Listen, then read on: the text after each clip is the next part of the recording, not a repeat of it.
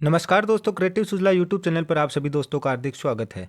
नगर परिषद चुनाव में पार्टियों के दिग्गजों के मैदान में उतरने के बाद चुनावी माहौल गर्मा गया है। शनिवार को भी वार्डों में चुनाव कार्यालयों के उद्घाटन का दौर देर शाम तक चला। वार्ड नंबर 31 में निर्दलीय प्रत्याशी उषा बागड़ा के चुनाव कार्यालय का उद्घाटन ज्ञानीराम हरकचंद पांड्या गेस्ट हाउस में डॉक्टर सरोज छाबड़ा और वार्ड के बुजुर्ग मतदाताओं ने किया। इस दौरान महिलाओं ने बड़ी गर्मजोशी के साथ उषा बागड़ा का स्वागत किया।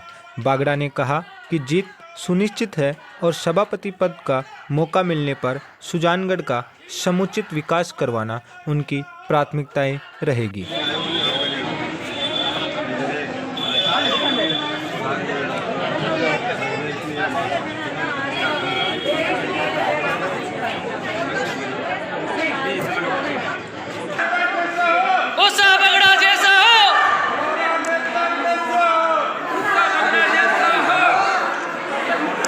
आधी निकाल दो, आधी बड़ा निकाल दो।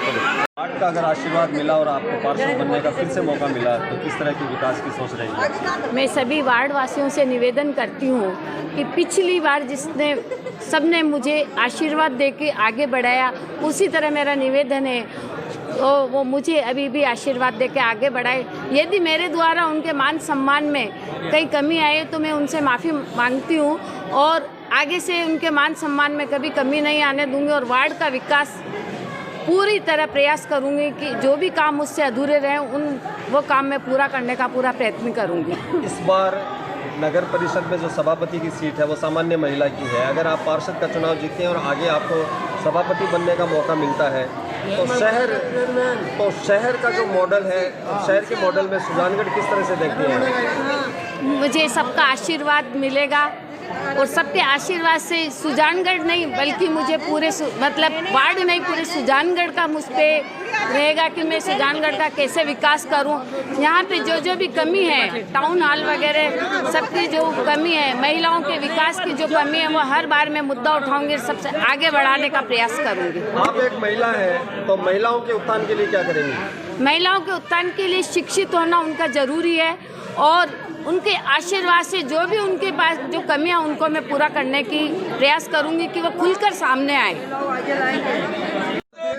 इसी बीच वार्ड नंबर 3 के भाजपा प्रत्याशी रामनिवास बुगालिया के कार्यालय का उद्घाटन भाजपा नेताओं ने फीता काट करके किया। इस कार्यालय उद्घाटन समारोह में भारी संख्या में भाजपा नेताओं के साथ साथ वार्डवासी व आसपास के लोग मौजूद रहे। ज्ञात रहे कि रामनिवास बुगालिया अखिल भारतीय विद्यार्थी परिषद की ओर से छात्र संघ चुनाव में अध्यक्ष पद प्रत्याशी भी रह चुके हैं। उद्घाटन समारोह में भाजपा नेताओं ने भाजपा का बोर्ड बनाने का दावा किया तो वहीं रामनिवास बुगालिया ने 60 में से सबसे अधिक काम अपने वार्ड का करवाना बताया। आज सुजानगढ़ में अगर सबसे अधिक आवश्यकता किसी चीज की है तो वो रेलवे अंडरब्रिज की। हम आपको जितने भी लोग इस मंच पर बैठे हैं, बालाजी महाराज के उपासक बैठे हैं और बालाजी महाराज को साक्षी मानकर आपको ये आज पूरा विश्वास दिलाते हैं कि अगर आप सुजानगढ़ नगर परिषद भारतीय जनता पार्टी की बना दो और वार्ड नंबर 30 से भाई रामनिवास बुगालिया का चुनाव जिता दो तो राहुल कशवा के चाहे दिल्ली में जाकर हमें धरना देना पड़े, आपके अंडरब्रिज भविष्य बनवा कर रहेंगे। इसलिए सीवर लाइन तो भारतीय जनता पार्टी की देन से आपके वार्ड में बन चुकी है, लेकिन अब सीसी रोडों की आवश्यकता है। इसलिए आप बहुत सोच समझकर, जाति धर्म के बिल्कुल भी उसमें ना पड़कर और मात्र एक ही लक्ष्य रखना है, वार्ड का विकास और वार्ड नंबर 3 के विकास के लिए। हमारे जिला प्रवक्ता रांझा जी, नौरंगी सिलू तारीख को रामनिवास जी को अपना समर्थन और आशीर्वाद देकर उन्हें विजयी बनाएं ताकि आपके वार्ड में विकास की गंगा बह सके। और मैं आपसे कहना चाहूंगी कि पंचायत राज में जो ग्रामीण जनता है उन्होंने अपना आशीर्वाद दे दिया है, अब आपकी बारी है। अगर शहर में आपका आशीर्वाद भारतीय जनता पार्टी को मिलता है तो आने वाला समय आपका होगा। सभी वार्ड वासियों से निवेदन करता हूं कि जिस तरह आप यहां पर आज पधारे हैं मेरे को आशीर्वाद देने के लिए, आप 28 तारीख को भी मेरे को आशीर्वाद देकर विजय बनाए। आप मेरे को 5 दिन के लिए आप मेहनत कर लो, मैं आपके लिए 5 साल मेहनत करूंगा वार्ड में। वार्ड में जो विकास कार्य नहीं हुए हैं, सड़कें पड़ी है और अदर भी लाइट के कनेक्शन वगैरह जो भी है, वृद्धावस्था पेंशन है, विधवा पेंशन है, अगर किसी के नहीं है, चालू नहीं है, तो उसका काम बनाने का मैं करूंगा।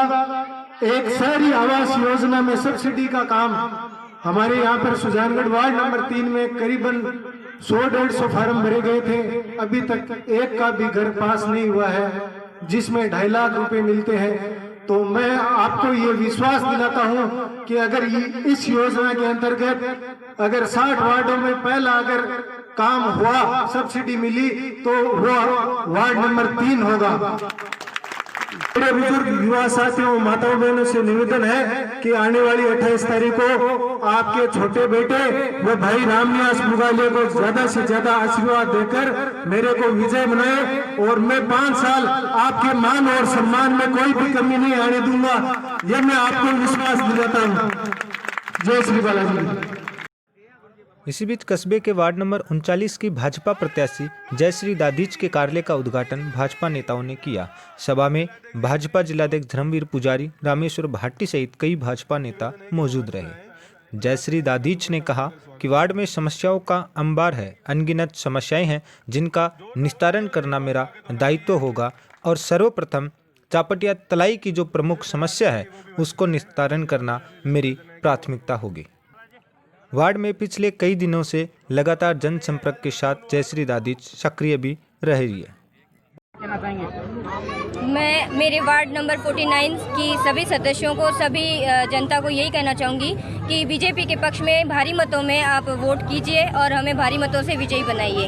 आपने इतने दिन वार्ड का दौरा किया है, किस तरह की समस्या देखने को मिली? यहाँ इस वार्ड में समस्याओं की कोई गिनती नहीं है, अनगिनत समस्याएं हैं यहाँ। तो उन समस्याओं में सबसे बड़ी समस्या है चापटिया तलाई की, जो गंदगी है, जहाँ गंदगी का ढेर लगा हुआ है। तो सबसे बड़ी समस्या इस वार्ड की वही है। फिर टूटी फूटी सड़कें हैं और गंदी नालियाँ हैं, नालियाँ यदि साफ कर दी जाती है तो गंदगी।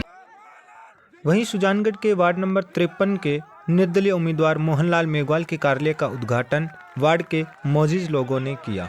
इस बीच लोगों में भारी उत्साह देखने को मिला। कार्यालय उद्घाटन के पश्चात वार्डवासियों ने मिलकर मोहनलाल के समर्थन में पूरे वार्ड में एक रैली निकाली गई, जिसमें मोहनलाल जिंदाबाद के नारे भी लगाए गए।